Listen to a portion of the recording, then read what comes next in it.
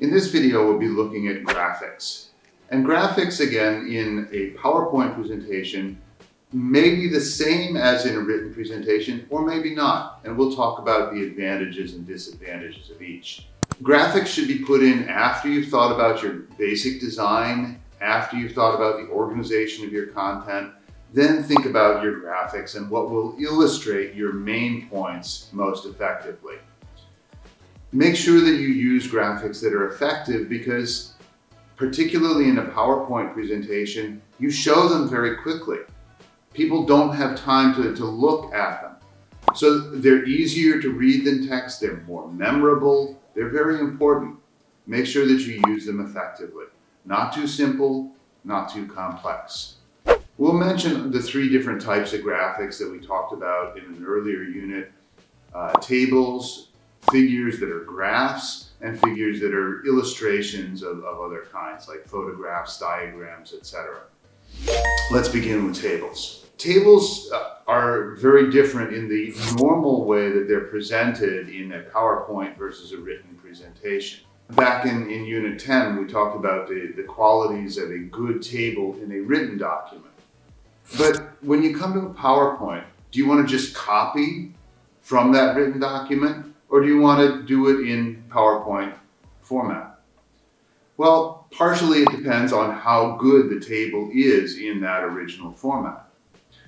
This is a table that is copied from a journal article that I wrote with another professor. And because of the format of the journal, they required that the table be full page. And so there's a lot of empty space. And therefore, if you put it on a PowerPoint, all of those numbers are going to be very small. Also, these two tables should line up. The A and B, they're a pair, they should line up. But in the final formatting for publication, they messed it up, so it's not as clear. So if it's something like this, you would undoubtedly want to redo the table in some way in order to make it clearer. On the other hand, this is from another paper that I did, and perhaps this one by itself is clear. The columns are clear, it's fairly easy to read, it's small enough that you could enlarge it on the PowerPoint and make it clearly visible. But you would certainly want to remove the table number. And this is, again, something that I've seen a lot of groups in iGEM and other places not do. Because the table numbers refer to the number in the document. But you may not show all of those tables in your final PowerPoint project. So the numbers are irrelevant when it comes to the PowerPoint. So make sure that you take that off. You may also want to rename it because to make it simpler or clearer, independent of the written context. Now, the advantages of a screenshot are, again, it's already formatted properly. If it looks good, go ahead and use it.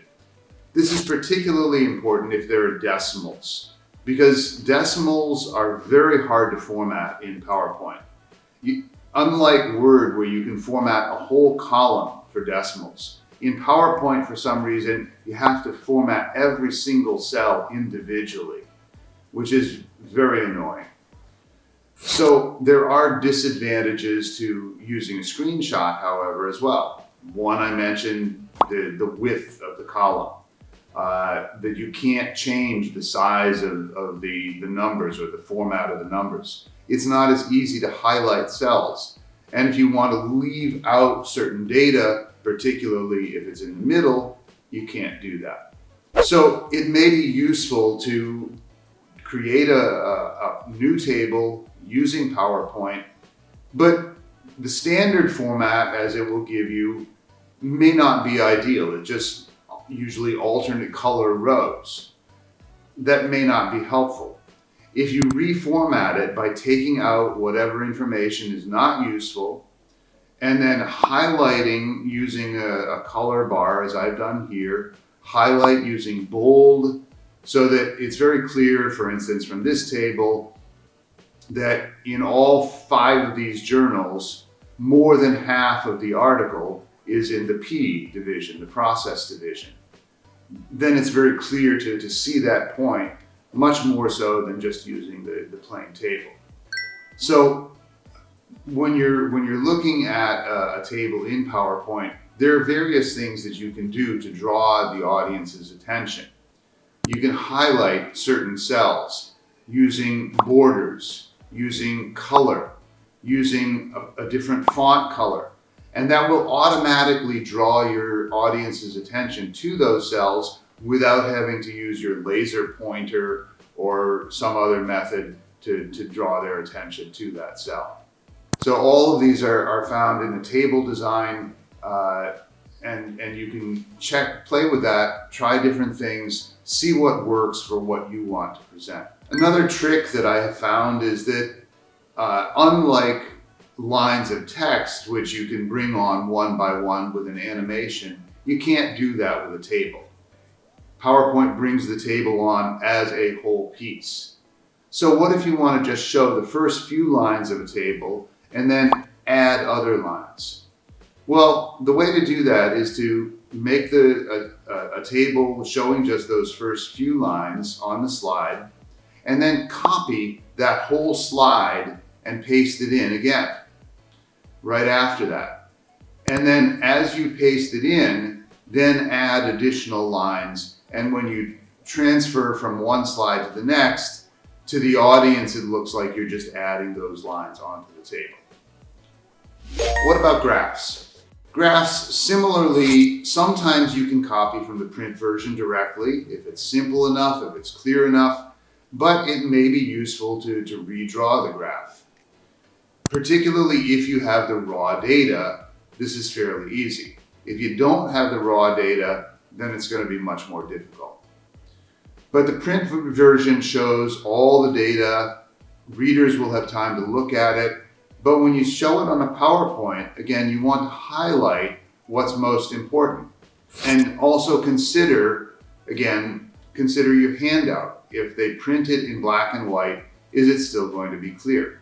So try to simplify, show only what's necessary. For instance, in this from an article, the main point they wanted to highlight is the saturation, which is down in that second graph, down at the bottom. But it's very hard to find that unless you draw a box around it or something. Perhaps you don't even need the top portion of the figure. If you need both, maybe you can split it and put them side by side, because that would make it easier in terms of formatting, making it large enough to see on screen. Make sure that the titles of the axes and whatever are large enough that your audience is going to be able to read them. That's commonly a problem if you copy a figure directly without any modification. What about illustrations? Again, there are many different kinds of illustrations, and sometimes it's useful to have the whole thing just to give an overall picture, but sometimes it's really too complex. Maybe you don't need to show everything that was mentioned in the written document.